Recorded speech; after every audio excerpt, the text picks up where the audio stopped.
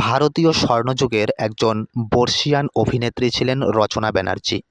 এতদিন পর্যন্ত তিনি দক্ষতার সঙ্গে প্রায় ১০০টির বেশি অভিনয় করেছেন।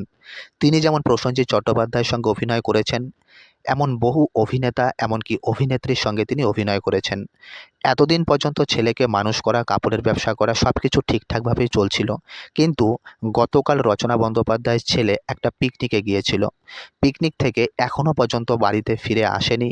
তার সঙ্গে বহুভাবে যোগাযোগ করার চেষ্টা করা হচ্ছে। তাকে ফোনেও যেমন পাওয়া যাচ্ছে না, তার সঙ্গে যোগাযোগ করবে এমন কোনো মাধ্যমও পাওয়া যাচ্ছে না।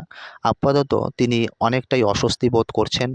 তিনি কোয়েল মল্লিকের বাড়ি থেকে শুরু করে রঞ্জিত মল্লিকের বাড়ি, যদিও দুজনের বাড়ি একই সঙ্গে, তবুও বর্তমানে এটাও জানা যাচ্ছে যেহেতু কোয়েল মল্লিক কাজের সূত্রে অন্য বাড়িতে থাকেন, সে বাড়িতেও খোঁজ নেওয়া হয়েছিল কিন্তু সেখানেও নেই। আপাতত রচনা বন্দ্যোপাধ্যায় অনেকটাই চিন্তিত হয়ে পড়েছেন যেহেতু ছেলে বাড়িতে নেই।